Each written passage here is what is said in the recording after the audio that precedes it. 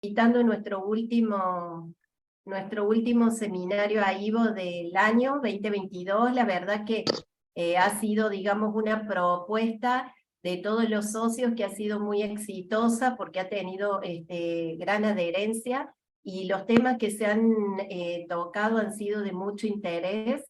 Hemos tenido disertantes muy importantes y hoy, bueno, va a cerrar este ciclo de seminarios el doctor Jeremías Galetti, quien ha sido nuestro presidente de AIVO en el periodo anterior. Así que bueno, Jere, un lujo tenerte, bienvenido y la verdad que gracias por preparar este seminario en una época tan compleja del año. Antes de darle la palabra a Rodrigo, que es el que lo va a presentar, quería anunciar, digamos, algunas buenas noticias dentro de la sociedad. Ustedes saben que esta sociedad empezó hace varios años y como pioneros y visionarios estuvieron Ruth, el doctor Quique Politi, Nora, Ángela, Juan Gallo, bueno, no sé si me olvido de algunos, el doctor Luna Pinto.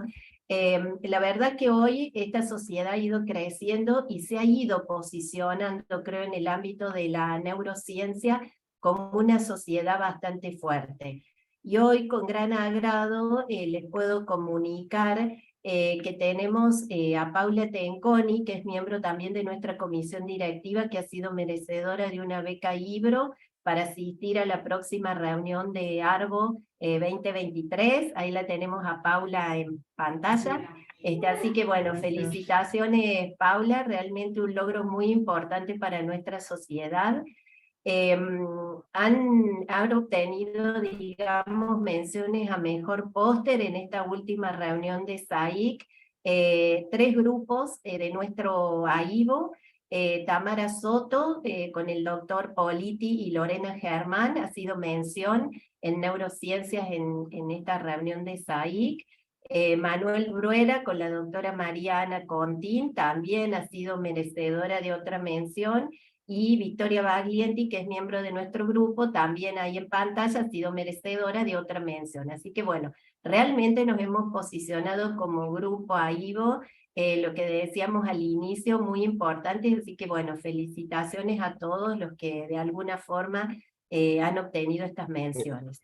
Y por otro lado, también tenemos que felicitar a María Constanza Paz, que ha sido merecedora del Arbo Foundation for Eye Research, Arbo colaborativo, este grant que se otorga una vez al año con $10.000 que da la fundación. Así que bueno, tenemos todos logros para festejar. Como les decía, este algo ha crecido en forma impresionante y creo que tenemos representatividad en todos estos encuentros que, bueno, de alguna forma nos hacen crecer y bueno, y funcionamos realmente como equipo. Así que bueno, felicitaciones a todos. Bravo, y ahora bravo, sí, bravo. ahora sí podemos dar inicio al seminario del doctor Jeremías. Gracias. Ceci, muchísimas gracias, Ceci, por tu conducción en esta etapa en la comisión directiva. Y hoy tenemos justamente el gusto de tener en este seminario al anterior presidente de AIVO, que es Jeremías Galetti. En su presentación de hoy, él nos va a hablar sobre los nervios corneales y la respuesta en superficie ocular. Y su presentación formal, entre paréntesis, bueno, investigador adjunto en salud del CONICET, oficiado por el Wellcome International Intermediate Fellow, es investigador del Instituto de Medicina Experimental, el CONICET, en la Academia Nacional de Medicina de Buenos Aires. Bien. Junto a eso, bien, y eso, que es su presentación formal, en realidad lo voy a condimentar con la presentación que yo le haría. Jeremías, además de todo eso, es un médico oftalmólogo con gran empatía por los pacientes, que no solamente se dedica a la parte de superficie ocular, sino que trabaja y trata pacientes con problemas muy serios en la retina, que son a veces los casos en la parte asistencial, la parte de retina clínica, retina quirúrgica, a veces es muy frustrante para nosotros los médicos, porque son casos donde la recuperación visual no es como, por ejemplo, en cirugía refractiva o cirugía de cataratas, donde el paciente tiene una visión de 10-10 o 20-20. Y a veces se hace la diferencia simplemente dándoles visión luz o visión bulto, o visión cuentadedos. Y su actividad asistencial le permite también estar sintiendo hacia qué áreas ir a investigar, desde un lugar difícil en Argentina. De hecho, en la parte de investigación en AIBO tenemos pocos miembros integrantes que sean médicos oftalmólogos, así que Jeremías es todo un mérito. Y lo otro es que a Jere lo conozco desde algún AIBO, en realidad desde algún ARBO, hace un tiempo atrás, y lo he ido conociendo, he ido viendo cómo ha crecido, y para mí es un orgullo, y sé que es una de las personas que nos va a hacer trascender en la oftalmología y la investigación en ciencias de la visión en Argentina. Así que, Jere, muchísimas gracias por tu tiempo, y bueno, te vamos a escuchar y aprender. Bueno, gracias Rodri por esa presentación. Gracias a todos, gracias Ceci, gracias a la Comisión Directiva de AIBO por esta oportunidad. La verdad que me encanta poder estar acá y compartir con ustedes lo que estamos haciendo. Así que bueno, voy a compartir la pantalla.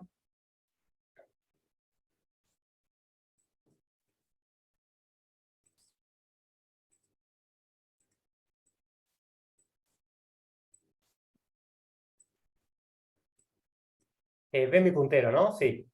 Sí, Sí. perfecto. Perfecto. Bueno, ya les contó Rodri, entonces vamos a charlar un poco de los nervios corneales y la respuesta inmune en la superficie ocular. Y para comenzar, vamos a dar un poquitito de contexto. La córnea y cómo es su inervación, cómo son los nervios corneales. Algo que repetimos siempre, casi como un cliché, pero es sumamente relevante, es que la córnea es el tejido con la densidad de inervación más alta de todo el cuerpo, más que la piel, más que los órganos sexuales. Y esta inervación está dada principalmente, es de tipo sensitivo y está dada por el nervio trigémino. Hay la primera rama del trigémino, que es la rama oftálmica o B1, está prácticamente dedicada a toda, gran parte de las neuronas corresponden a los ojos. Y también tiene un poco de inervación autónoma, simpática en los humanos, y hay algunos reportes de inervación parasimpática en otras especies. Pero por lejos la inervación más relevante es la sensitiva trigeminal. Y en lo que nos compete a nosotros, que es la parte de la... Perdón, quiero correr, caritas. Ahí está. En cuanto a cómo es la inervación de la córnea, el ojo, la inervación llega a través de los nervios ciliares, que alrededor del limbo forman una red, que es la red perilimbar, y a partir de aquí penetra la córnea como rayos de bicicleta, no son directamente rectos hacia el centro, sino que tienen esta espiral que ahora vamos a charlar, y lo hacen, son más o menos unos 30-50 filetes en el humano. Y viendo un poquito más de detalle, y hago un poco de hincapié en esto, porque después vamos a ver microscopía, entonces está bueno poder ubicarse. Esta es una representación de la córnea, de la parte más anterior. Tenemos el epitelio corneal, que es el que está en contacto con la superficie ocular. Esto está recubierto por el film lagrimal. Hay una membrana basal y después está todo el estroma corneal. Los nervios estromales penetran más o menos por la mitad del espesor de la córnea y se van anteriorizando a medida que avanzan hacia el centro y generan esta red que está justo dentro de la membrana basal del epitelio, se llama plexo subbasal, que es lo que podemos ver aquí, como se ve en un corte, más o menos a esta altura, y a partir de aquí estos nervios se van ramificando a medida que progresan hacia el centro y emiten las terminales intraepiteliales. Estas son las que tienen esa densidad altísima, que en su primer trayecto son verticales, y luego se hacen horizontales para directamente mezclarse con las células más apicales, las escamas epiteliales, estando prácticamente en contacto con el medio externo. Acá lo podemos ver en un corte, ¿sí? En corte en Z, y pueden ver, esto ya es microscopía de verdad, esto no es un esquema, y fíjense cómo la tensión para los nervios prácticamente reproduce estos esquemitas, la gran densidad que hay en la membrana basal y las prolongaciones. Jeremías, ¿con qué están teñidos los nervios? Perdóname. Perdón, todas las tensiones que voy a mostrar es con beta-tubulina 3. Ok, gracias. Es el citoesqueleto de las neuronas, es un marcador específico neuronal. Y hablamos de los nervios corneales, y esta es una frase que se acuñó recientemente como los guardianes de la superficie ocular. Y es porque cada vez nos damos cuenta que son sumamente relevantes y están involucrados en todos los aspectos de la superficie ocular. Sobre todo porque controlan los dos reflejos más importantes y son los que hacen a la integridad de la superficie ocular, que uno es el parpadeo y el otro reflejo del lagrimeo, de producción basal del film lagrimal, que protege a la córnea de secación. Ya con eso, digamos, hacen a toda la superficie ocular, pero tienen otras dos funciones muy importantes, y una es que el epitelio corneal no puede existir sin su inervación adecuada, recibe muchísimas señales tróficas, y esto lo vemos sobre todo en la queratopatía neurotrófica, que si hay una lesión neural que hace que disminuya la inervación de la córnea, eventualmente el epitelio hace una regresión y después incluso hay un melting, una lesión inflamatoria, y hay pérdida de la integridad corneal simplemente porque se pierde la inervación por este trofismo. Y quizás lo que más nos interesa a nosotros como inmunólogos y el campo más reciente es que cada vez se hace más difícil separar lo que es el tejido nervioso, el sistema nervioso del sistema inmune. Hablamos ya de neuroinmunología y los nervios controlan el sistema inmune y el sistema inmune interactúa muchísimo con los nervios, y parte de eso es el motivo de esta charla. ¿Y por qué estudiamos entonces los nervios corneales? Bueno, porque son sumamente relevantes para la superficie ocular, pero por otro lado, tiene una gran ventaja la córnea cuando uno quiere estudiar los nervios en sí, es que la córnea es transparente, a diferencia de otros tejidos que hay que tratarlos. Entonces, podemos ver y reconstruir la arquitectura nerviosa con mucha facilidad.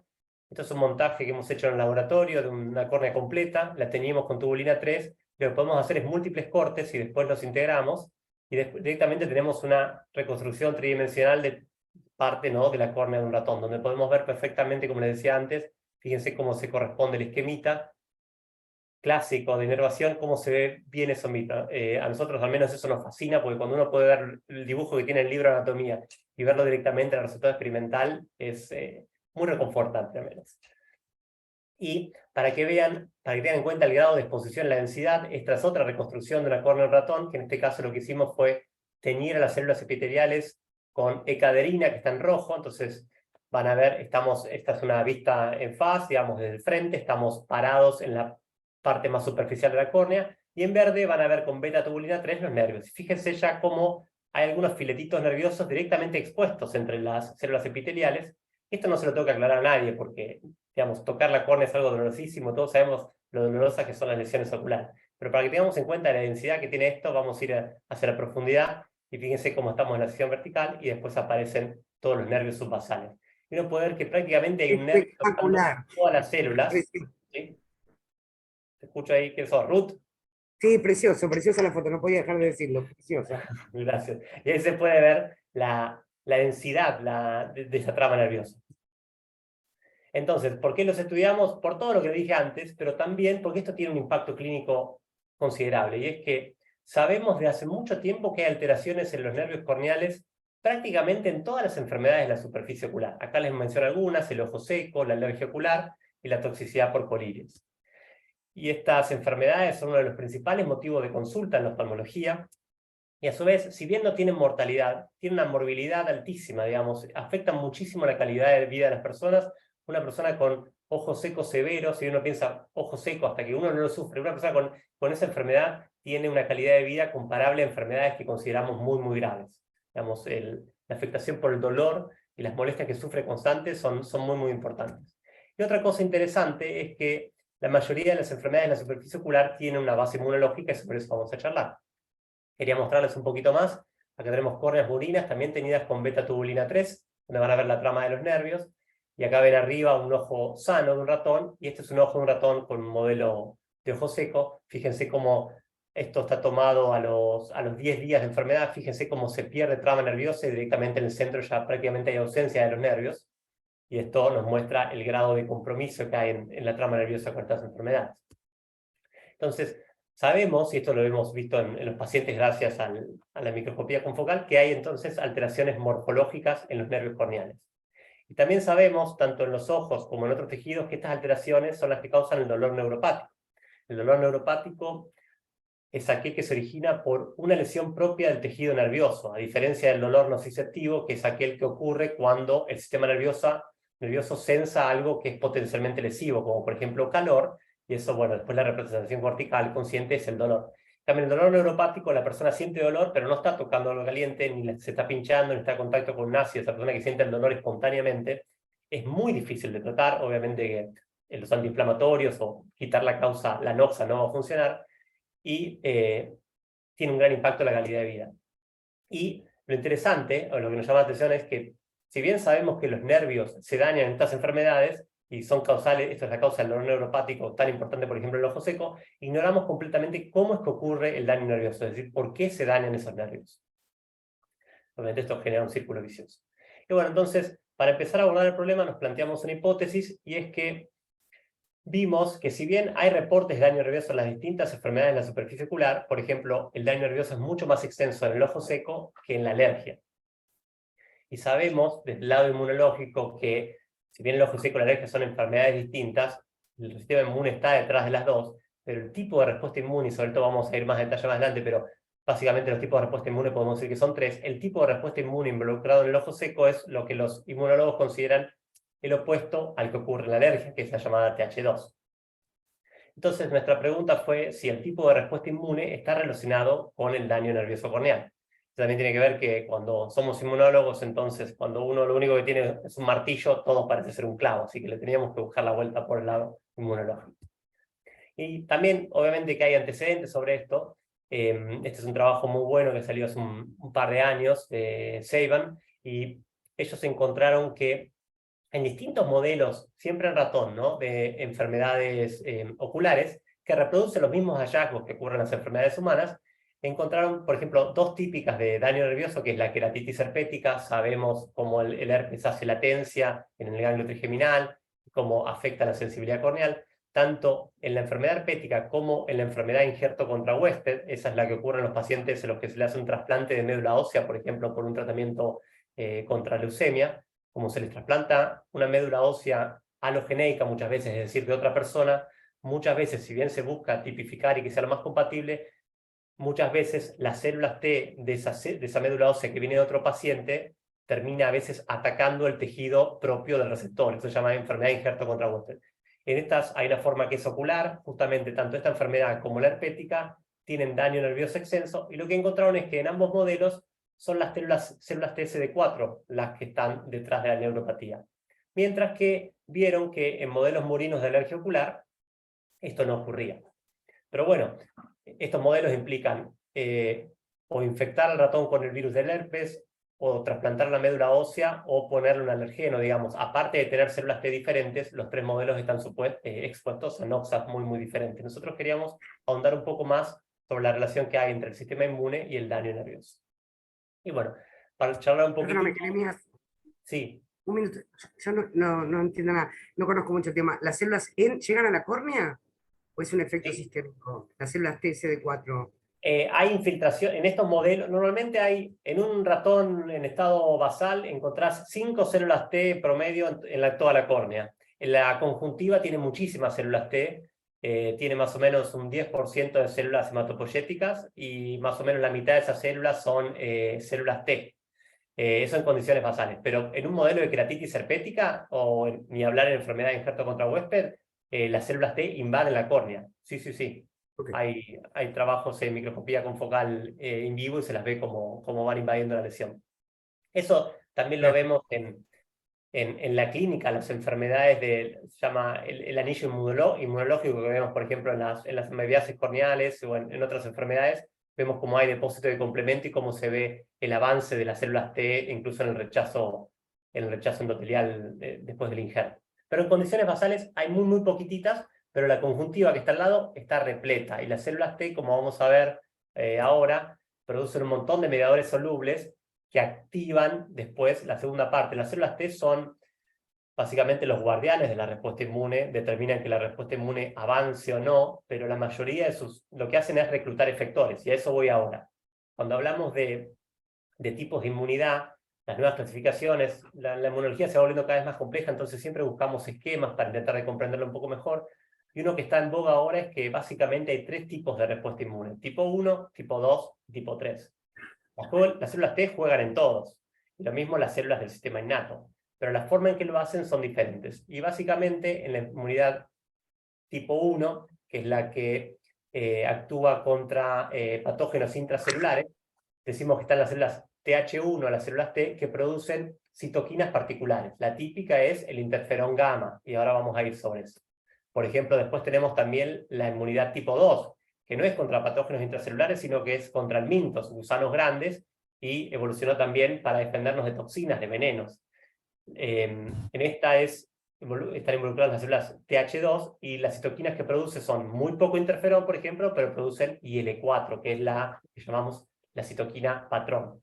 Y después está la tercera que se describió hace unos 15 años, tipo 3, que lo clásico sería que fuera TH3, pero bueno, ya estaba asignado, así que le tocó la 17, así que tipo 3, la ruleta mnemotécnica no funciona, son las células TH17 que producen interleuquina 17. Y esta sirve para batallar contra patógenos extracelulares, hongos o bacterias extracelulares. La contraparte de esto es que la inmunidad tipo 1 y la tipo 3 es la autoinmunidad clásica, mientras que la tipo 2, la forma patológica es la alergia. Entonces, nosotros dijimos, algún tipo de estas respuestas, ya que el ojo seco se tira más para este lado y para el lado de tipo 3, y la alergia es más de tipo 2, ¿será que el tipo de respuesta inmune está generando el daño? Pero teníamos el problema es que no podemos ir a comparar modelos de herpes contra enfermedad de Injerto contra huésped, porque estamos comparando peras con manzanas, digamos. Tenemos por un lado el efecto citopático del virus, que está replicando en el epitelio, entra a los nervios y produce también lesión. En el caso de las células T alogenéicas, que son muy agresivas, o una alergia que tenemos que ponerle un polen que tiene actividad enzimática per se. Entonces queríamos diseñar un modelo para sacarnos de encima todo este ruido experimental. Entonces, ¿cómo comenzamos? Y si quieren hacer una pregunta, me paran, me van diciendo. Entonces, lo que hicimos fue comenzar con estos ratones que se llaman OT2 porque son transgénicos y lo que tienen es que todas sus células TSD4 son específicas para un mismo antígeno, a diferencia de nosotros, de los ratones wild type, que cada célula T reconoce un antígeno distinto y eso los protege contra un montón de potenciales patógenos. Estos ratones están genéticamente modificados para que todas sus células T reconozcan un solo antígeno y ese antígeno es la proteína de clara de huevo, que se llama OVA. Los inmunólogos tenemos, la OVA es nuestro fetiche, siempre hacemos lo mismo porque tenemos un montón de herramientas ya para trabajar esto y sabemos que la OVA per se no hace mucho. Entonces, cuando queremos un antígeno modelo con el cual queremos trabajar y no sabemos cuál es el antígeno que está involucrado en la enfermedad, porque no sabemos qué está pasando en el ojo seco. Las células T sabemos que dañan la córnea, pero ¿qué están atacando la córnea? Nadie lo sabe. Entonces, lo que hacemos, metemos OVA, es nuestra respuesta. Solamente sabemos manejar un martillo, todo tiene forma de clavo. Entonces, lo que hicimos fue trabajar con estos ratones y dijimos, bueno, hagamos que tengan ya sea una respuesta tipo 1 o una respuesta tipo 2. Y eso lo podemos hacer experimentalmente porque los inmunizamos, le ponemos una vacuna, como las vacunas que usamos en humanos, con el antígeno en cuestión, pero con diferentes adyuvantes. Porque sabemos que el primero produce TH1, esto se sabe hace 50 años, y el otro produce respuesta tipo 2. Los inmunizamos y esperamos. ¿Qué es OVA? Perdón, no sé si lo dijiste, me perdí. Es la ovalbúmina, el antígeno que nosotros usamos. Es un truquito experimental. Ahora vamos a ir a ver, ahora les voy a explicar cómo es. Entonces lo que hacemos es, le programamos a los ratones el sistema inmune para que sean muy TH1 o muy TH2, que tengan un tipo de respuesta o la otra. Pero mientras tanto no pasa nada, solamente preparamos al ratón. Y después les empezamos a poner gotitas con el mismo antígeno que lo inmunizamos. Entonces el sistema inmune del ratón va a empezar a reaccionar y producir su respuesta en la córnea. Dependiendo con qué haya sido inmunizado, o tiene una fuerte respuesta TH1, TH17, porque estas dos lamentablemente en el sistema vienen juntas, o TH2, ¿sí? En la superficie ocular. Lo hacemos durante 10 días. ¿Cómo podemos saber si esto está funcionando? Porque cuando tenemos una respuesta TH1 fuerte, como por ejemplo nos pasa cuando tenemos tuberculosis, si alguien se ha hecho la prueba de tuberculosis, le han hecho la prueba de Mantoux y van a que le inyecten algo en la piel, le hacen una pequeña inyección de antígeno de tuberculoso, digamos, inactivado, y nos citan a las 48 horas y nos miden la induración. Porque si tuvimos contacto con la micobacteria antes y tenemos una respuesta TH1 fuerte contra la micobacteria, o sea que estuvimos expuestos, se nos va a indurar el brazo. Podemos hacer lo mismo en los ratones, lo que hacemos es, se lo ponemos en la patita, en vez de ponerle micobacterias, le ponemos la ova, ¿sí? Porque es con lo que habíamos inmunizado, y los ratones inmunizados con TH1 se les pone gruesa la patita, y como control, los que los inmunizamos para que no tengan TH1, no se les engruesa la patita. Acá lo vemos, sabemos que el sistema está funcionando. Y podemos también estudiar esas células, como les dije antes, no sé si recuerdan, pero las células T TH1 producen mucho interferón, las células TH2 producen mucha IL-4 y las células TH17 producen mucha IL-17. Entonces podemos verificarlo a nivel celular, al sistema, a ver si funciona, y lo que vemos es que en los ratones TH1 producen mucho interferón, mientras que los TH2 producen menos. No se ve tanta diferencia en la producción de IL-4 ni en el IL-17, pero acá está el truquito. En la inmunología no es todo blanco y negro, y lo que importa es la relación entre uno y otros. Cuando vamos al cociente vemos que muy poquito la relación entre IL-4 e interferón hace que los TH2 tengan mucha más relación hacia el lado de IL-4. O sea que todos estos son controles, pero sabemos que estos ratones van hacia TH2 y los primeros hacia TH1. Bueno, ¿y qué les pasa a los ojos? Durante la segunda mitad del experimento le pusimos un montón de gotitas con el mismo antígeno, entonces las células T van a empezar a encontrarlo, porque ¿qué pasa? Les caen las gotitas en la superficie ocular. Esas gotitas con el antígeno son captadas por las células dendríticas. Esas dendríticas migran hasta el ganglio drenante, que lo tenemos nosotros submandibular, los ratones también. Ahí se encuentra con las células T dicen, acá está pasando algo, se activan, y después van por la sangre y llegan hasta la conjuntiva. Salen a la conjuntiva y liberan su programa. Si son TH1, van a liberar su interferón. Si son TH2, van a liberar su IL-4. Y vimos que en los dos modelos podemos ver que se reclutan las células a la conjuntiva y que funciona. Pero claro, acá vemos la diferencia. El ratón que es TH1 y le ponemos las gotas, ¿sí? Tiene un ojo prácticamente, no tiene tanta diferencia. Mientras que el TH2 le ponemos las gotas, se le cierra y se le pica, el ratón se rasca porque está haciendo alergia, digamos. Comprobamos por distintos modos que le pudimos programar el sistema inmune hacia un modo o el otro. Y ahora vamos a ver qué pasa entonces con el epitelio y la córnea en sí. Podemos, por un lado, estudiar el estado del epitelio corneal y lo hacemos del mismo modo que lo hacemos en los humanos. Le ponemos una gotita de fluoresceína. La fluoresceína, la córnea tiene uniones intercelulares estrechas que hacen una barrera, que es la barrera epitelial corneal, y una córnea normal no es, la fluoresceína no penetra. Pero si el epitelio se empezó a alterar por cualquier razón, se empiezan a morir las células, las uniones intercelulares se hacen más laxas, y la fluoresceína puede penetrar y queda embebida en el epitelio. Entonces esperamos un rato, en condiciones normales se lava, pero si hay alteración de las células queda en la trama epitelial, y después aplicamos una luz azul, lo mismo que se hace con los pacientes, la luz de cobalto en la lámpara hendidura, y vemos cómo es la fluorescencia. Este es un ojo seco de ratón. Es un control positivo para que vean cómo es. Y por otro lado, podemos medir la sensibilidad de los nervios corneales del mismo modo que lo hacemos en los humanos. Una prueba de sensibilidad mecánica, que es ir tocando la córnea del ratón con esto que se llama un estesiómetro de Collet-Bonnet, que tiene un filamento muy delgado, y lo que podemos hacer es regular su longitud.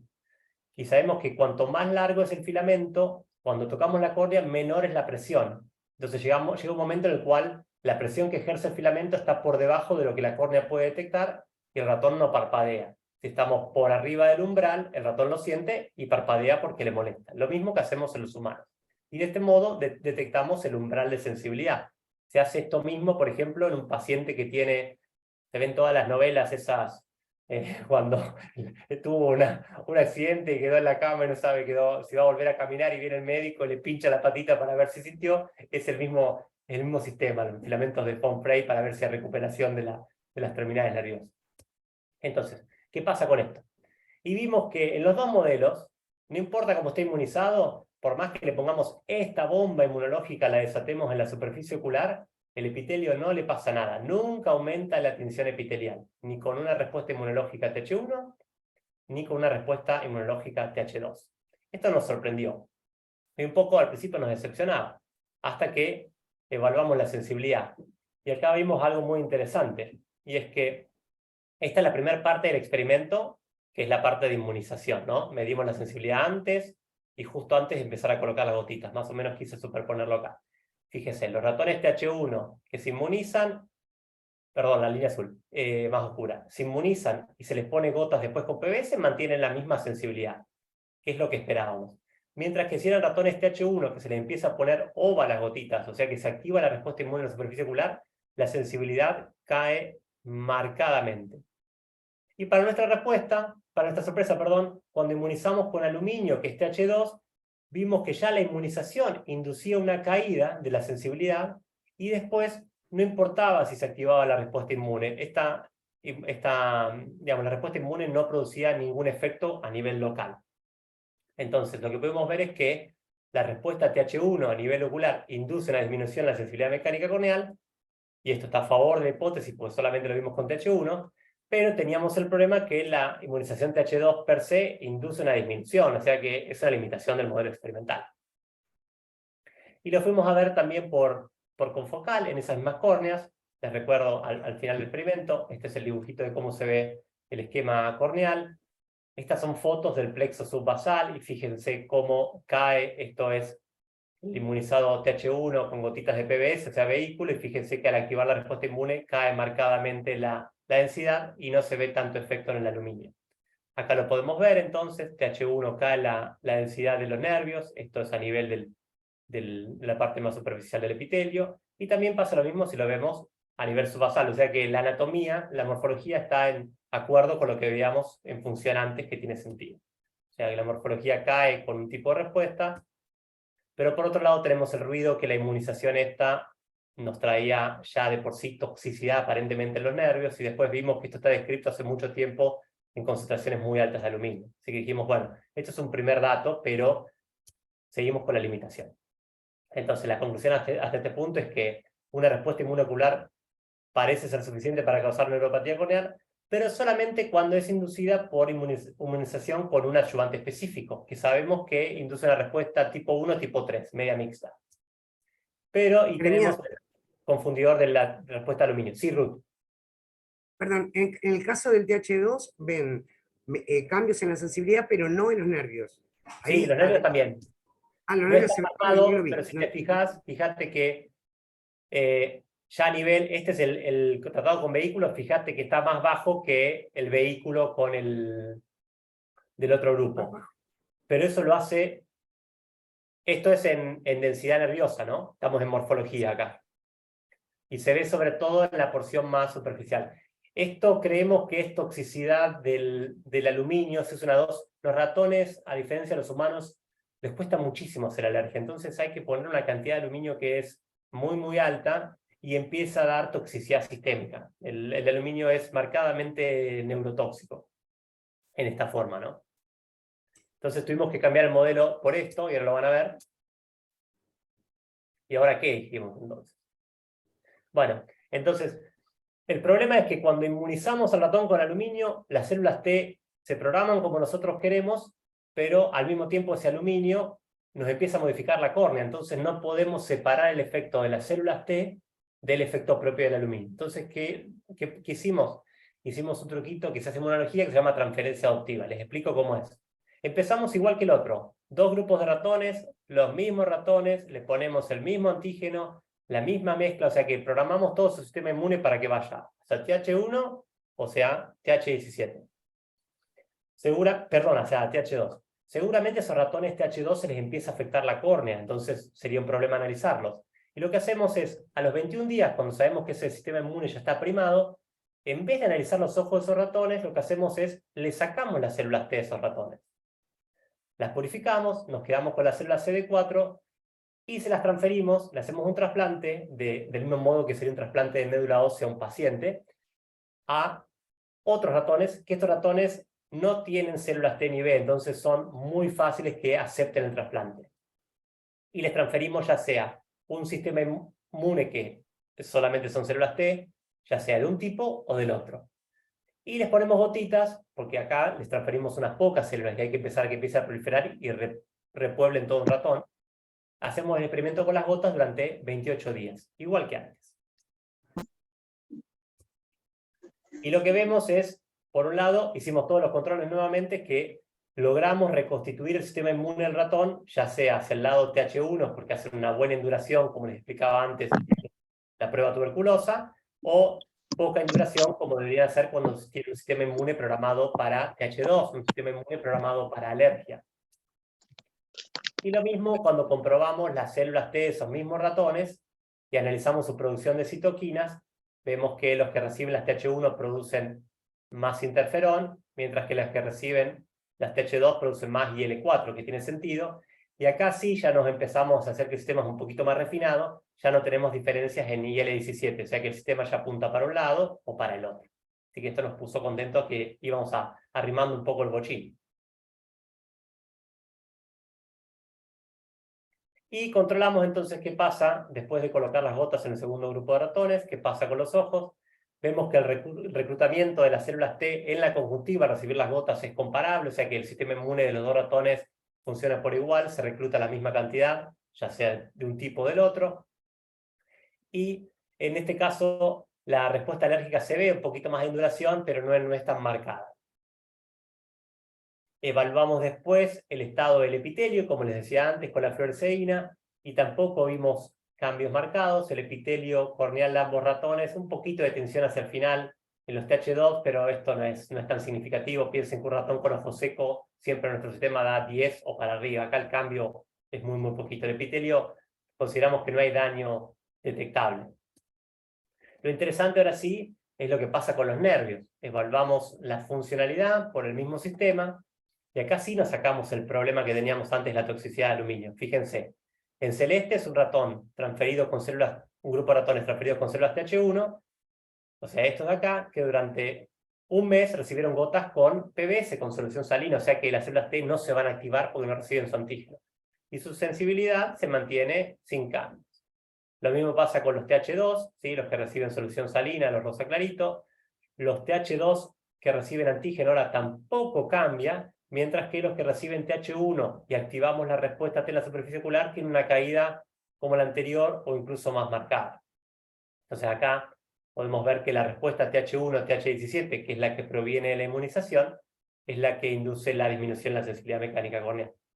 Esto está a favor de la hipótesis. Y por otro lado acá nos sacamos de encima la limitación del modelo experimental, o sea que tenemos evidencia fuerte que la respuesta TH2 no tiene efecto.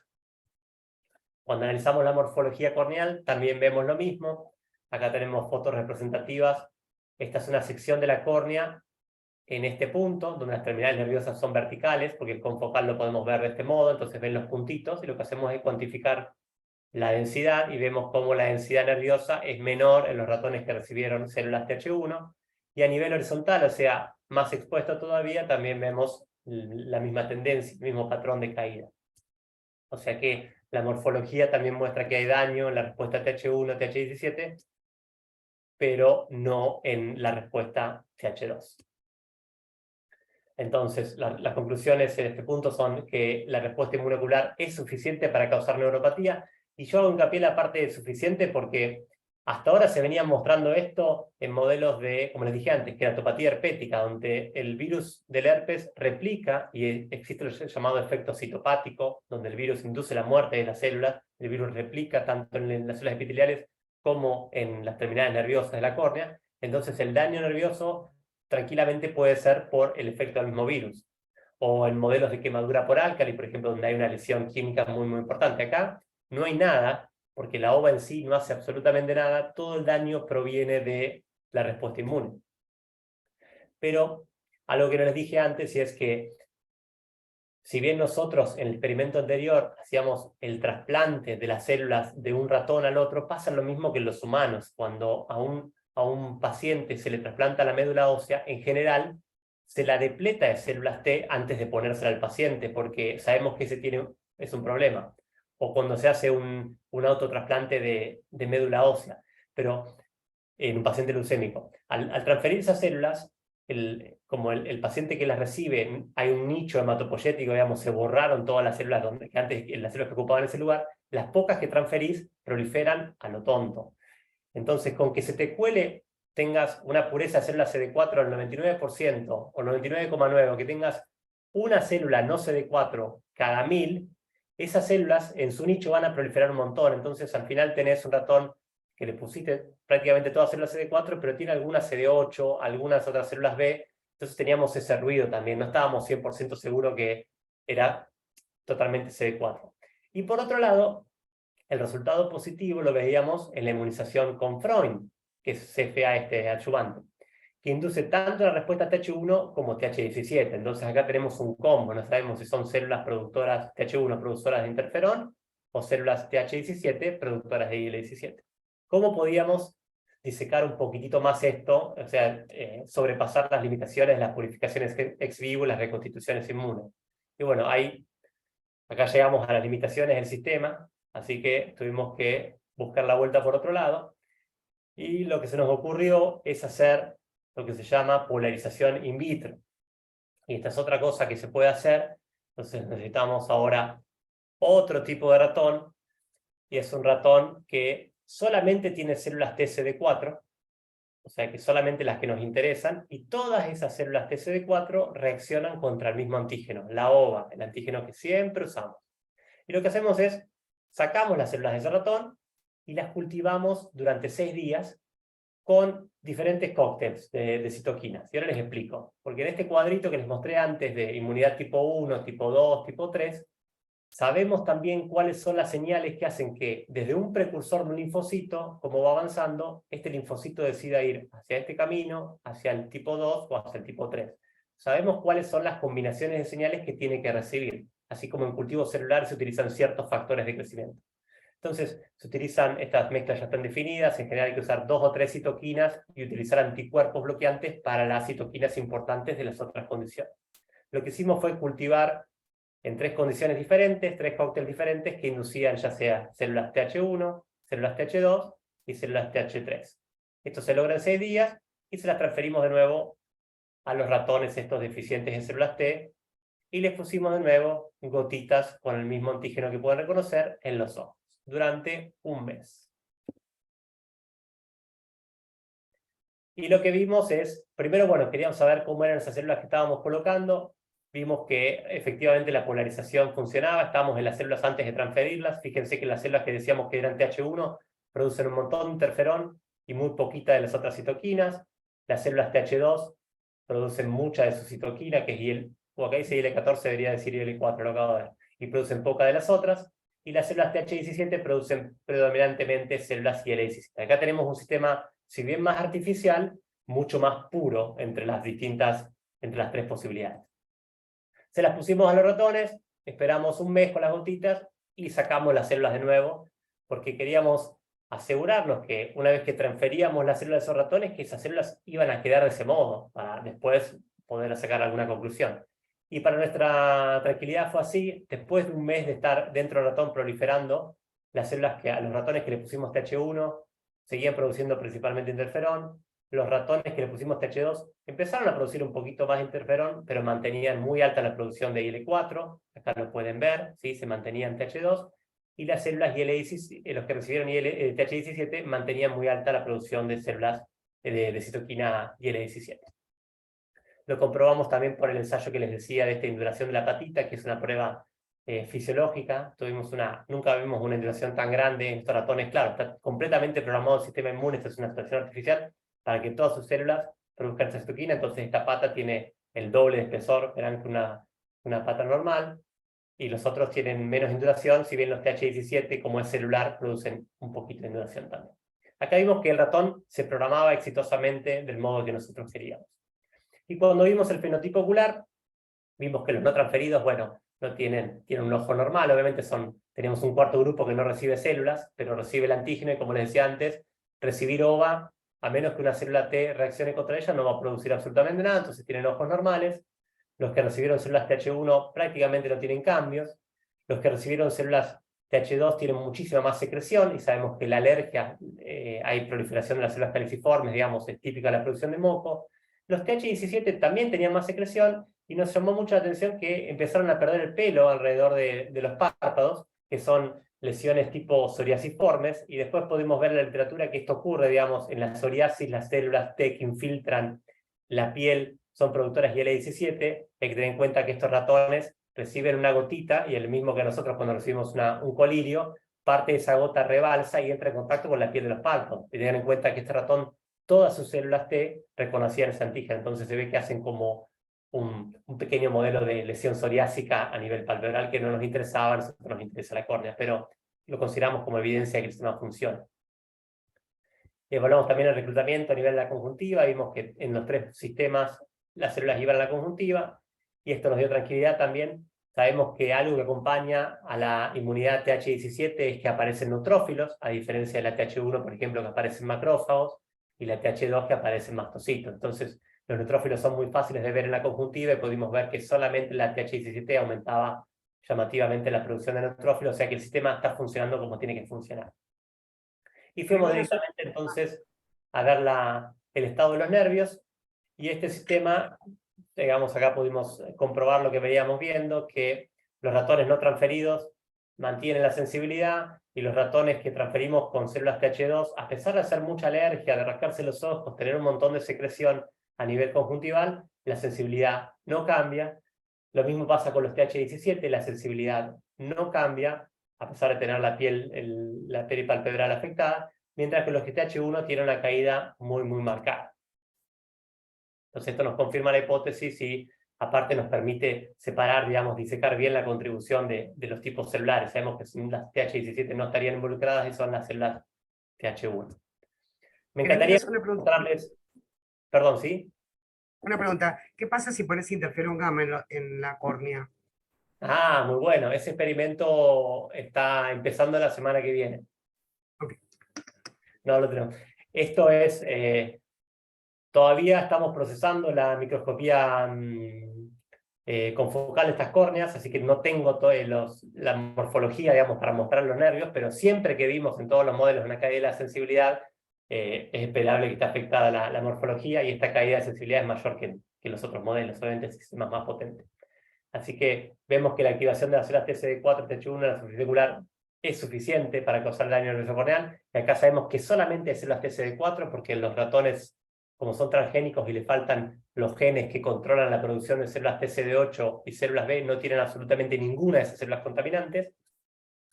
Y acá podemos descartar que las células TH2 y las TH17 no son las que contribuyen a la neuropatía, a pesar de que sí producen patología ocular, pero de otro tipo, no la neuropatía en sí.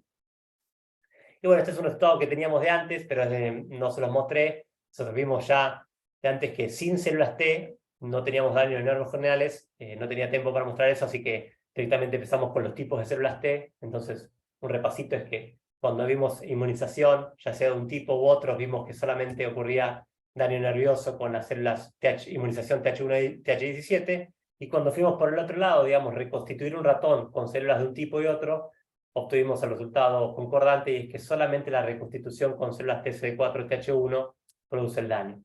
Y la pregunta, obviamente, del millón, y es la que estamos trabajando, se adelantó un poco Ruth, es cuál es el mecanismo específico de daño. Obviamente que la citoquina patognomónica de las células TH1 es el interferón gamma. Vamos a empezar por ahí, puede ser, hay efectos directos del interferón gamma, pero el interferón gamma también es la señal de alarma para los macrófagos, para los monocitos, digamos. Las células TCD4 no producen el daño por sí solas, sino que reclutan partes del sistema inmune para que hagan su parte. Estamos empezando a trabajar en eso. Así que bueno, eso todavía se los debo. Quizás para el año que viene, si me invitan a otra charla, tengamos nuevos resultados. Y bueno, entonces, a mí me gusta darle un poco de contexto a esto para saber por qué es importante esto. Porque hay una hipótesis clásica de la afectación de los nervios corneales, siempre se pensó que eran las víctimas secundarias y que aparte no se los consideraba tan relevantes. Esto es lo que sabe de ojo seco hace 15 años, que la desecación de la superficie ocular, porque se evapora la lágrima, concentra la lágrima, entonces hay hiperosmolaridad. Sabemos que la hiperosmolaridad es muy mala para el epitelio, y sabemos que la hiperosmolaridad desata una respuesta TH1-TH17. Entonces, siempre se pensó que esta respuesta daña el epitelio, y como los nervios están al lado, la ligan también, digamos. Como se afecta el epitelio, después hay daño circunstancial o porque está cerca de los mismos nervios. Pero nosotros vemos algo completamente distinto, y ese es el primer reporte, al menos que nosotros conocemos. Tenemos un modelo en el cual logramos separar completamente lo que es el daño autoinmune epitelial, porque no ocurre en nuestro modelo, el epitelio no se inmuta, de lo que es el daño nervioso que ocurre. Entonces, vemos que en nuestro modelo, ¿cómo sería en ojo seco? Estamos trabajando también eso. En ojo seco hay desecación, hay hiperosmolaridad, hay la respuesta TH1, pero nosotros pensamos que la respuesta TH1 no necesariamente tiene que dañar el epitelio, sino que per se, por un mecanismo que tenemos que determinar, afecta a los nervios. O sea que la conclusión principal sería que la neuropatía en la córnea no es simplemente una consecuencia de la epiteliopatía, digamos. Los nervios no se dañan porque se daña el epitelio, sino que se dañan por otras causas. Entonces, entender las bases de esto es lo que permitiría desarrollar tratamientos específicos, porque hasta ahora lo que hacemos es, muchas veces, lubricar más la superficie ocular para que no se dañe el epitelio. Y por otro lado, lo interesante es que la respuesta inmune aparentemente tiene un mecanismo muy específico para impulsar el daño nervioso, que eso es lo que tenemos que trabajar un poco más. Así que con todo esto cierro y quería, bueno, agradecerles a todos por la oportunidad y sobre todo al grupo de trabajo. Sin ellos sería imposible hacer todo esto. A Alexia y a Manuela, que son becarias doctorales y trabajaron muchísimo, y siguen trabajando en estas líneas, y a todo el equipo, a Flor, Irene, Mayumi, Douglas, Federico Fuentes, que es nuestro técnico focal, y la verdad que sin él sería imposible trabajar. A mis mentoras, Mirta Giordano y Analia Trevani, y bueno, becarios que han estado en el laboratorio y que también dieron las bases para esto, y obviamente agradecer a nuestras fuentes de financiamiento sin las cuales sería imposible hacer este trabajo. Así que bueno, si tienen alguna pregunta, me encantará responder. Gracias. Buenísimo, Jeremías. A ver, acá por ejemplo Vanessa Torbidoni, Jeremías, preguntaba qué pasa con corticoides. En nuestro modelo todavía no lo probamos. Los corticoides inhiben la respuesta inmune, inhiben prácticamente todas las células del sistema inmune. Es muy posible que revierta el fenómeno. El tema es que, si bien eso tiene una aplicación terapéutica, yo creo que no nos serviría para disecar un poquitito el mecanismo, porque seguramente van a mejorar y lo utilizamos hoy para el tratamiento, son muy eficaces. Tiene un montón de efectos adversos, que esa es otra cuestión, pero queremos ir por el lado de la disección molecular, ¿no? De encontrar qué hace que se dañe los nervios y no el epitelio. Pero podríamos utilizarlo como un buen control, es una excelente idea. Vanessa, lo que Por lo que dice, sí, lo de la presión. Eso sí es interesante, pero bueno, todavía no tenemos experiencia en eso. La idea de que los nervios se dañan por separado, incluso antes que el epitelio, quizás nos da otras indicaciones terapéuticas. No conozco trabajos que evalúen en forma temprana en pacientes, digamos, que se puede hacer por microscopía confocal in vivo, como qué pasa, cuáles son los cambios más tempranos del ojo seco. La verdad que ignoro eso. Podría ser algo interesante. Ruth, adelante. Preciosa la charla, Jeremías, la verdad que preciosas las fotos, me encantó. Yo no conozco nada de la córnea, así que por ahí te pregunto una pavada, pero bueno, para saber. Gracias. Me pregunto, una cosa muy importante y nueva que vos decís es lo del que el epitelio no se daña. Me pregunto si la medida que vos hiciste del epitelio es suficientemente exhaustiva, porque los nervios se ven preciosamente lesionados, pero me parece que la medida con el epitelio es un poquito más poblacional. Sí. No sé si no debería agregarse, pregunto, algunas marcas más sutiles del epitelio corneal. Sí, Para ver es muy buena la idea, y sí. Por un lado, evaluamos, como mostré antes, la arquitectura, porque podemos ver las uniones intercelulares por microscopía confocal. Estamos trabajando en eso, tenemos las imágenes, pero no hay un algoritmo estandarizado. Para los nervios, hace 10 años que se está publicando medidas o sistemas para evaluar y cuantificar esa trama, porque uno ve ese enjambre de nervios y lo que termina saliendo es ese puntito que muestra en el gráfico, pero eso está bastante estandarizado, la metodología. Recién ahora están saliendo algunos algoritmos para cuantificar uniones intercelulares. Eso podría ser una forma de ver daño epitelial más sutil. Y otra es por túnel, para ver apoptosis o otros marcadores. Sí. De hecho, vamos a tener que consultarte porque usted tiene más experiencia en cortes y queremos probar eso. De todos modos, si lo hay, al menos el daño epitelial es mucho más sutil que lo que está ocurriendo con el daño nervioso, porque el daño nervioso ya es muy evidente a nivel con medidas clínicas, digamos, y eso fue una sorpresa para nosotros. La verdad que esperábamos que los nervios se hicieran torta, pero pensábamos que el epitelio también lo iba a hacer, porque la literatura te sugiere eso. Digamos, pensamos en ojo seco y pensamos en la epiteliopatía, porque buscamos tinción en ojo seco. Bueno, hay pacientes que no tienen tinción, pero a esos pensamos que está ocurriendo otra cosa. Yo al menos no esperaba que esa disociación tan marcada, si bien, como decís vos, si le damos un poquito más fino, quizás veamos cambios en el epitelio. No me sorprendería, pero los nervios parecen que estarían mucho más. Eventualmente pueden ser primarios o secundarios, eso no lo sé, pero digo, la medida no es tan fácil, no es tan limpia como los nervios que caen. Me parece que túnel es una idea que yo voy a apostar por eso. Y una pregunta de ignorante, ¿qué neurotransmisor utilizan esos nervios? ¿Y qué señales, qué tipo de aferencias y qué tipo de eferencias tienen? Yo no Hay tengo- básicamente tres tipos de nervios sensitivos en la córnea. Están los receptores de frío, que son muy importantes porque parpadeamos, porque se evapora la lágrima y en la evaporación produce un descenso de la temperatura, empiezan a señalizar a partir de que la córnea hay 34 grados, a partir de ahí empiezan a disparar mucho, son más o menos el 30% de las terminales nerviosas. Su receptor característico es el TRPM8, que el agonista es el mentol, por eso el mentol da sensación de frío. Digamos, no Sí. produce frío ni desinflama en las pomadas que nos ponemos, pero el mentol justamente activa eso y nuestro cerebro lo interpreta como frío.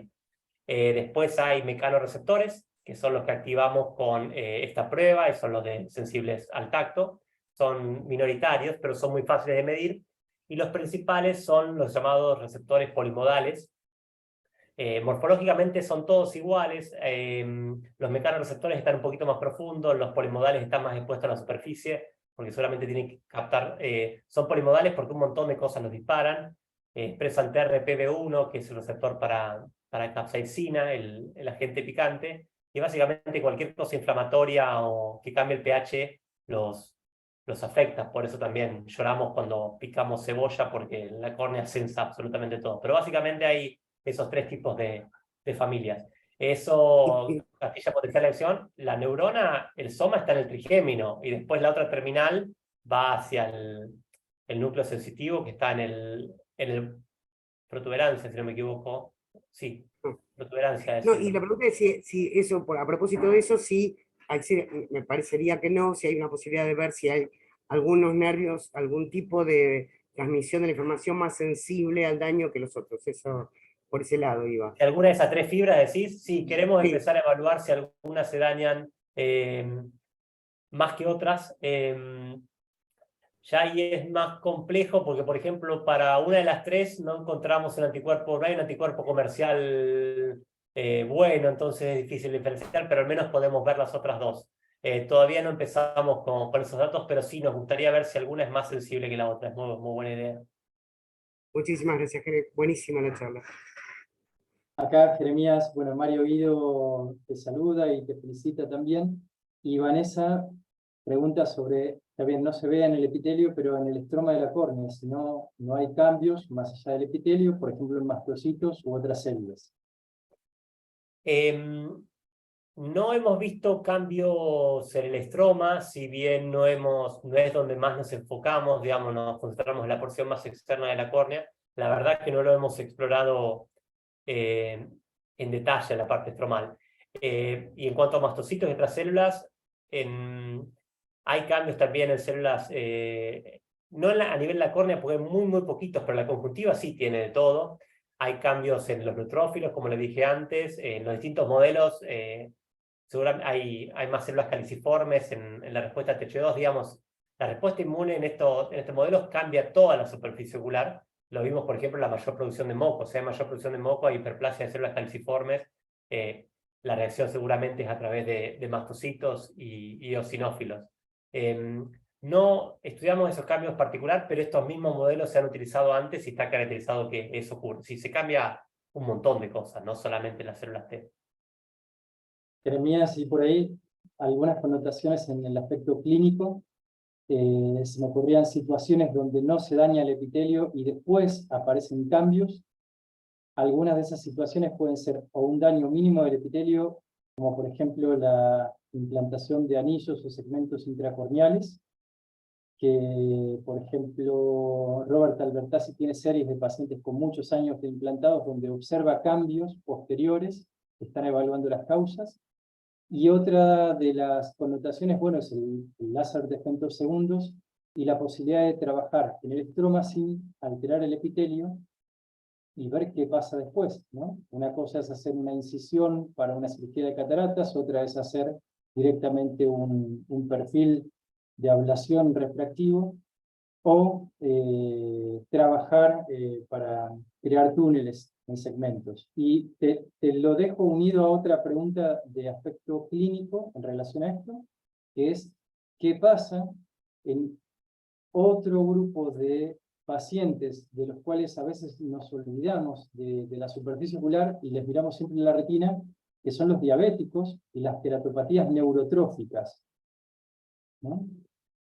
Sí, respecto a la primera pregunta, y bueno, es como decís vos, cada vez la cirugía refractiva va evolucionando sus técnicas y se tiende a hacer incisiones cada vez más pequeñas o se va tratando de trabajar más lejos del epitelio y más ir hacia el estroma, las distintas técnicas, porque se ha visto que muchas de las complicaciones de la cirugía refractiva, los síntomas posteriores se deben a la regeneración nerviosa alterada, digamos. El epitelio cicatriza muy bien, se regenera ad integrum, pero los nervios quizás no tanto. En cuanto a la interpretación clínica, bueno, esto nos da un poco de sustento de ese paciente que decía antes, porque hay pacientes que tienen ojo seco o vienen a la consulta refiriendo síntomas de ojo seco y uno los pone en la lámpara de hendidura, les pone las gotitas de fluoresceína y ve que hay tinción, vamos, hay epiteliopatía, la podemos graduar. De hecho, los ensayos clínicos, el principal outcome, que la forma de evaluar si funciona la ciclosporina, por ejemplo, otra, sigue siendo lo que indica el National Eye Institute, es medir tinción corneal. Porque seguimos enfocados en la córnea. Pero hay un grupo importante de pacientes que viene con síntomas, a veces se queja más de síntomas, son esos que lo ponemos en la lámpara y la córnea está perfecta, no capta en ningún punto. Seguramente hacemos microscopía confocal que no está accesible en muchos lados y recién ahora está empezando a estandarizar la metodología y no tiene la resolución que tiene la microscopía confocal que usamos nosotros, porque para nosotros es mucho más fácil porque extraemos el tejido, digamos, sacrificamos al animal. Seguramente esos pacientes tengan, los ratones también las tienen las alteraciones morfológicas, pero los pacientes tengan alteraciones morfológicas sutiles. Pueden haber sido por una reacción inmunológica previa, alguna enfermedad inflamatoria que fue, digamos, no estudiamos cómo es esto en el tiempo, cuánto regeneran, y es una muy buena idea, digamos, seguir estos ratones, sacarles la noxa y dejarlos 2 meses a ver si regeneran, y después, si después de una respuesta inmune fuerte, la trama nerviosa vuelve a hacer lo mismo que antes. Pero podría ser una explicación. Y por otro lado, es un aliciente para buscar un mecanismo, porque los tratamientos, recién ahora fue aprobado el cenegermin, que es el factor neurotrófico recombinante en forma de gotas, anda muy bien para queratopatía neurotrófica, como dijiste, pero bueno, es carísimo, por ahora es inviable en todo el mundo, ni hablar en Latinoamérica y sobre todo Argentina, ¿no? Pero yo creo que va por ese lado, entender que los nervios no son simplemente lo que está al lado del epitelio, sino que son blancos individuales y hay que buscarle una vuelta por ese lado. Buenísimo, buenísimo, Jeremías. Acá Paula Subirada nos pregunta, bueno, en los distintos tratamientos si se han evaluado cambios en los queratocitos. Un poco ya lo habías comentado, ¿algo que agregar? No, queratocitos son los queratocitos, digamos, estromales, las células del estroma corneal. Interpreto que sí. Sí, no, estaría bueno, es una muy buena idea. Metodológicamente no, sería complicado porque es como que o vemos los nervios o vemos los otros, pero podríamos destinar algunas muestras y lo vamos a hacer en algún momento, a ver qué está pasando más profundo. No lo habíamos pensado, pero varios ya lo han preguntado y podría ser.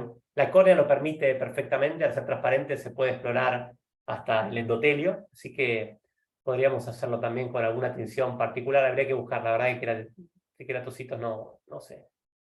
María Constanza, adelante. Estoy. Hola, Jeremías. Ay, no podía prender la cámara. Excelente la exposición. La verdad que me desburra muchísimo porque lo que es córnea, los que trabajamos en segmento posterior, abandonamos la córnea. Así que muy buena. La córnea, sino la inmunología, lo que no le gusta Además, a los no inmunólogos. Pues ya me dicen todos, no, inmunología. no es que no me guste, me parece fascinante, pero no conozco. Es como que nos supera. Así que está muy bueno. Ignorancia. Claro, pero excelente. En realidad me quedé, a lo mejor algo explicaste, pero se me cortó internet un par de veces ahora en las preguntas. Respecto a la queratitis herpética, Primero, bueno, no sé si es algo que sucede cada vez que el virus replica y se activa, o es algo que se instala, y bueno, y ahí mi pregunta tiene que ver con que si ese daño neuropático asociado a la infección por el herpes es progresivo, si se revierte, como se revierte a lo mejor el daño en el epitelio. No, en general el virus, en la primoinfección, digamos, el virus entra en contacto con el epitelio, pero eventualmente ingresa a las terminales nerviosas y va por transporte axonal retrógrado y llega hasta el soma neuronal, que está en el ganglio trigeminal de Gasser, digamos, y la mayoría hemos tenido herpes, y entonces Sí. tenemos el virus latente en el ganglio trigeminal, y ahí lo contiene la respuesta inmune para siempre, pero algunas personas hacen recurrencias. Algunas hacen recurrencias floridas, o la primoinfección puede ser muy florida, y una prueba típica viene un paciente al consultorio y uno sospecha que tiene una lesión herpética, digamos, porque a veces las lesiones en la córnea cicatrizales son confusas, le evalúas la sensibilidad. Al paciente que tuvo herpes, sin que vea, le podés aplicar un cotonete en la córnea y no lo siente, mientras que una persona, porque tiene tal grado de destrucción de los filetes nerviosos que no se regeneran por el daño herpético, que es la disminución de la sensibilidad. Esto, hay técnicas más delicadas, pero prácticamente le podés tocar la córnea a un paciente que tuvo herpes. Y si el daño es muy extenso, eventualmente hace queratopatía neurotrófica, que es lo que explicaba antes, porque no tienen suficiente trofismo, señales de los nervios, para mantener el epitelio. Pero a veces pueden tener el epitelio bien y no tener sensibilidad, y eso les queda por mucho tiempo. Corregime, Rodri, pero yo diría hasta por siempre. Yo he visto pacientes que tuvieron herpes hace 30 años y todavía tienen la sensibilidad disminuida. No sé si es eso lo que me preguntabas. Sí, y eso tiene consecuencias, alguna consecuencia más severa o que se asocie Sí, es una de las causas después de a un problema queratopatía de visión. neurotrófica. Los pacientes que tienen queratopatía neurotrófica pueden tener ceguera de causa corneal. Hay de 3 grados, pero la forma más severa, el daño es tan extenso que no hay homeostasis del epitelio. El epitelio no se puede mantener, hace una úlcera que no cierra, eventualmente hacen melting, que se derrite la córnea literalmente, es decir, que el sistema inmune termina atacando la córnea y la córnea se vuelve no transparente. Ese paciente lo llamamos ceguera corneal, no ve por daño corneal extenso. Sí, es una enfermedad grave, se puede tratar con trasplante en algunos casos, pero el tema de la regeneración corneal es un problema. Ahora salió un tratamiento recombinante carísimo, recién salió, tiene buenos resultados, pero es inviable todavía. Pero bueno, es una causa principal de trasplante de córnea. Bueno, gracias. Gracias. Ruth, Si no hay más, me vuelvo. ¿Hay ideas sobre terapias con anticuerpos anti-interferón gamma para estas cosas?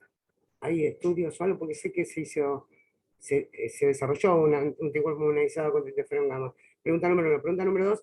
A mí me parece muy interesante usar el modelo para ver regeneración, ¿no?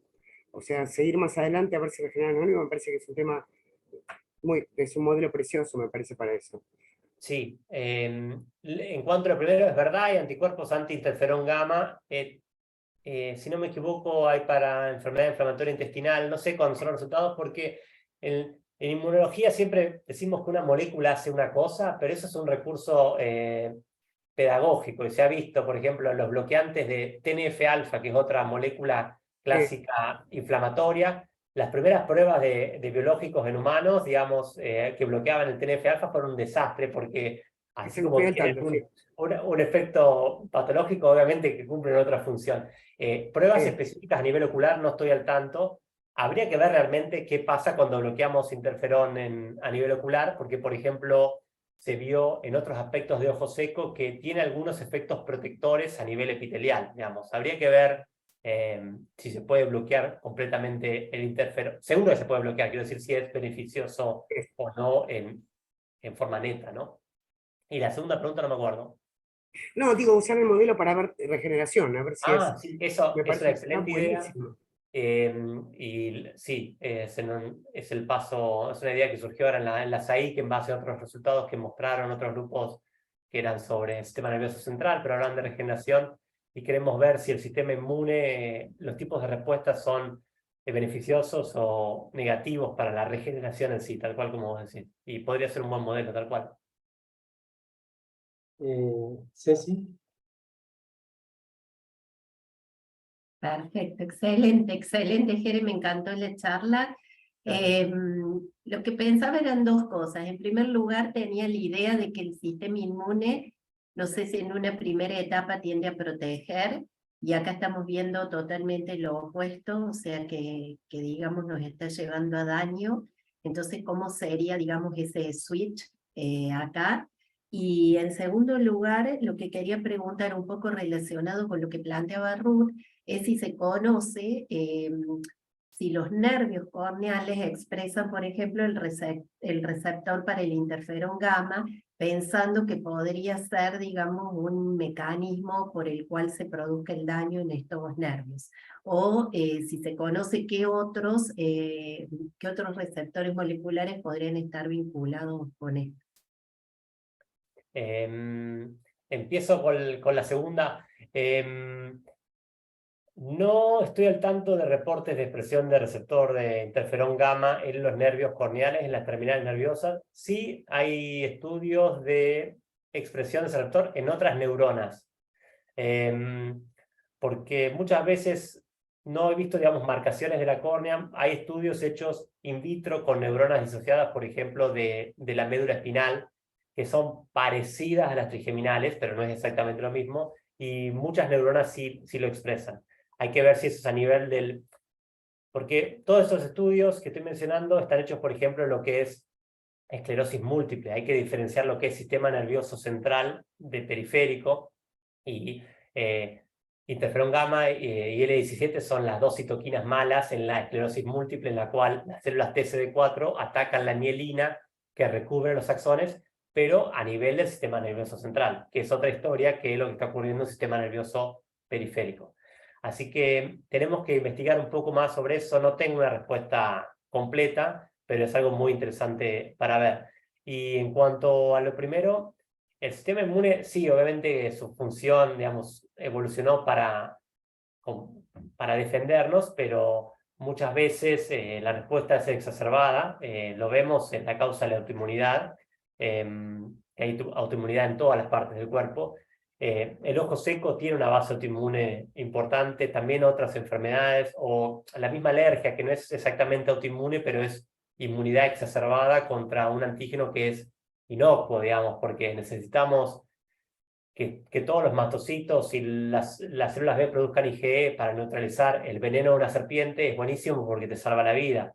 Y eso, digamos, tiene un costo, obviamente, pero el costo, si no ocurre, es la muerte. Pero cuando ocurre una respuesta de ese tipo por el polen ambiental inocuo, digamos, ya pasa a ser un problema ahí el mismo sistema inmune. Dependiendo de las circunstancias que se active y ante qué estímulo, puede ser completamente negativo de entrada, si bien necesitamos cierta actividad del sistema inmune para mantenernos vivos y bien, ¿no? Excelente, Jere, me encantó. Muy buena, muy buena. No sé si no hay más preguntas. Bueno, yo dos comentarios muy cortos, creo que para cerrar. Uno, bueno, que además de estar generando conocimiento con este modelo animal para estudiar todo un mecanismo fisiopatológico, ya lo veo, lo percibo como un potencial banco de pruebas para diferentes fármacos. Es más, hay muchos fármacos que tienen su supuesta eficacia, pero no tienen desvelado completamente el porqué, hasta inclusive a veces los corticoides en algunas patologías de superficie ocular. Y bueno, es como para seguir respondiendo a preguntas que al día de hoy en la clínica sabemos que funcionan, pero no sabemos por qué. Y por lo otro, que bueno, te quería felicitar por la presentación, porque expresaste cosas muy complejas, pero contándolo de forma muy amena, y con algo muy importante que a veces tratamos de transmitir en investigación, pero a los médicos que hacen solamente la parte asistencial, que tiene que haber una justificación cuando uno se le ocurre algo, porque todos tenemos momentos de imaginación que estamos inspirados y las musas nos han tocado, pero uno tiene que justificar eso, tiene que ir a investigar qué había, qué hicieron otros, justificar, hacer una introducción, proponer objetivos e ir creciendo granito de arena, construyendo conocimientos. Entonces, bueno, a lo largo de la presentación, esas conclusiones fragmentadas, y bueno, después cerrando con las conclusiones y el aspecto clínico translacional. Así que bueno, buenísimo. Gracias, Rodrigo. No sé si apareció recién una pregunta. Nada, todos comentarios muy lindos. Bueno, Jeremías, muchísimas gracias. Gracias a ustedes por esta oportunidad, estuvo muy bueno. Excelente, un aplauso para nuestro Buenísimo, disertante, y bueno, y la verdad que como último seminario de lujo, la verdad que muy bueno, muy bueno. Bueno, nos vemos el año que viene. Nos vemos vemos. entonces en febrero, a fines de febrero, marzo del 2023, y bueno, si no los vemos, que tengan un feliz inicio de año y que realmente sea un fin de año para descansar, que hemos trabajado y hemos trabajado mucho. Así que bueno, y felicitaciones a todos los que han sido galardonados, así que bueno, un año de éxito para este grupo. Nos vemos el año próximo. Muchas gracias. Felicitaciones. Gracias Mario, gracias Nora por unirse. Chao. No, Felicidades. gracias a los Adiós. organizadores por los seminarios. Gracias.